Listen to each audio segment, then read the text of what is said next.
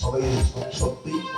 হ্যাঁ বাবা, আমি অনেকবার চেষ্টা করেছি যে কোনদিন আর কৃষ্ণ নাম গাইব না, হরির নাম গাইব না, আমি লেখাপড়া করবো। কিন্তু কিন্তু জানো বাবা, আমি না লেখাপড়া করতে পারিনি। যতবারই বইয়ের পাতা পাল্টিয়েছি, শুধু আমার প্রভুর গুণ কিন্তু ছাড়া আর কিচ্ছু খুঁজে পাইনি বাবা। এই, এই, পাওনি মানে? কেন পাওনি বাবা? কেন পাইনি আমি তো নিজেও জানি না। ও নিজেও জানিস না?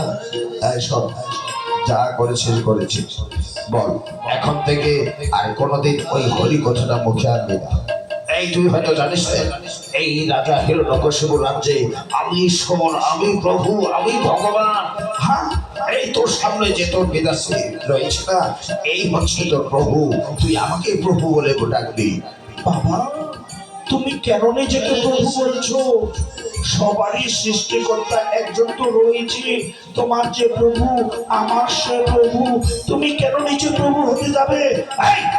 মুখে মুখে তর্ক করছিস, ইচ্ছে করছে কি আমি না একবারে।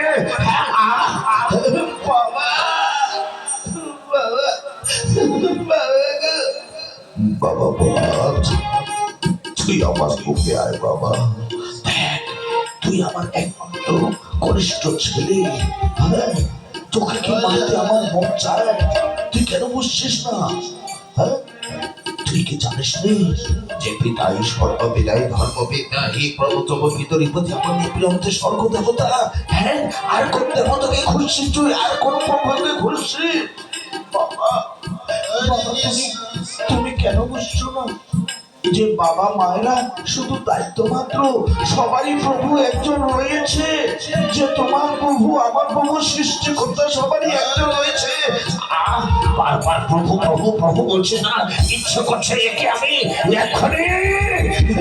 বাবা, বাবা, একদম ভালো লাগছে না। বাবা, একটিবার শোনো না, মধুর হরির নাম, কৃষ্ণ নাম, প্রভুর নাম, দেখবে বাবা তোমারও ভালো লাগবে। শোনো না একটিবার মধুর হরির নাম। হরে কৃষ্ণ হরে কৃষ্ণ, কৃষ্ণ কৃষ্ণ হরে হরে, হরে রাম হরে রাম, রাম রাম হরে হরে, হরে কৃষ্ণ হরে কৃষ্ণ, কৃষ্ণ কৃষ্ণ হরে হরে, হরে রাম হরে রাম, রাম রাম হরে হরে। এই তুই থামবি? থামবি তুই? বাবা,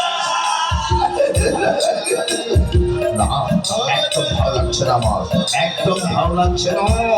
যেখানে যেখানে আমার এই রাজ্যে সবাই আমাকে প্রভু বলে মানে, ঈশ্বর বলে মানে, ভগবান বলে মানে, সেখানে সেখানে আমার পুত্রই আমাকে প্রভু বলে মানে না, ভগবান বলে মানে না। যে আমাকে ভগবান বলে মানে না, ঈশ্বর বলে মানে না, তার বেঁচে থাকার কোনো অবকাশ নেই। ও আমার পুত্র হলো আমার কুপুত্র। এক্ষুনি আমি সৈনিকগণকে ডেকে ওর আমি মৃত্যুর ব্যবস্থা করবো। সৈনিকগণ, সৈনিকগণ, মহারাজ, মহারাজ, এই তো মহারাজের ছেলে পড়ে রয়েছে এখানে। হ্যাঁ মহারাজ, মহারাজ, প্রণাম হই মহারাজ, বলুন আমরা কি করতে পারি? সৈনিকগণ, এই রাজ্যের ভগবানকে মহারাজ আপনি, ঈশ্বরকে মহারাজ আপনি, প্রভুকে মহারাজ আপনি, অন্নদাতাকে মহারাজ আপনি। আমি যদি এই রাজ্যের ঈশ্বর, প্রভু, ভগবান হয়ে থাকি, প্রভু হয়ে থাকি, তাহলে সবাই তো আমাকে ভগবান বলে মানে, তাই না সৈনিকগণ? অবশ্যই মহারাজ। কিন্তু ওই দেখো, ওই দেখো যে পড়ে রয়েছে আমার ছেলে প্রহ্লাদ। ওই ওই আমাকে প্রভু বলে মানে না, ঈশ্বর বলে মানে না, ভগবান বলে মানে না। আমি নাকি ওর কাছে দায়িত্ব মাত্র। আর যে আমাকে প্রভু বলে মানে না, ভগবান বলে মানে না, তার বেঁচে থাকার কোনো অবকাশ নেই। তোমরা এক্ষুনি এক কাজ করবে। মহারাজ, মহারাজ কি কাজ করবো আমরা? তোমরা তোমরা এক্ষুনি সমুদ্র সৈকতে গিয়ে একটা 80 বড় বোঝার অনুমানের পাথর এনে ওর বুকের উপরে চাপিয়ে দেবে। ওর মরার মুখ আমি দেখতে চাই। বাবা,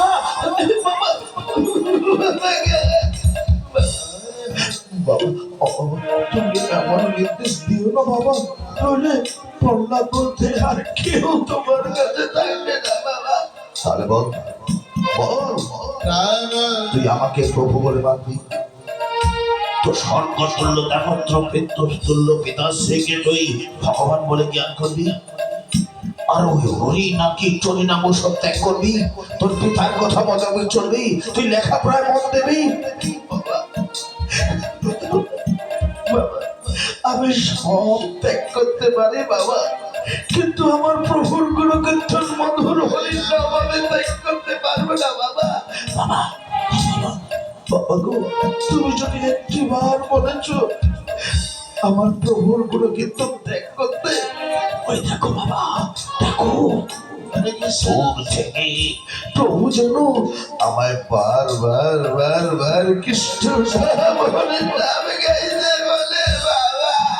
শুনলে শুনলে সৈনিক, আমি যদি একটিবার ওকে হরির নাম বন্ধ করতে পারি, নাকি বার ওকে ওকে হরির নাম গাইতে বলে, ওর হরিটাকে আমি দেখতে চাই, ওর হরিটাকে দেখতে চাই।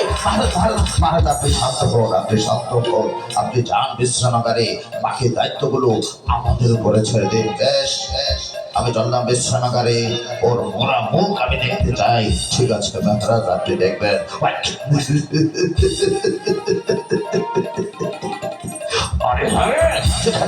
যেখানে সবাই আমাকে প্রভু বলে মানে ঈশ্বর, সেখানে আমার ছেলে আমাকে ভগবান বলে মানে না, আর যে ছেলে এই রাজা হিরণ্যকশিপুকে ভগবান বলে মানে না, তার মৃত্যু অনিবার্য। ওর মৃত্যুর প্রত্যাশায় আমি রইলাম।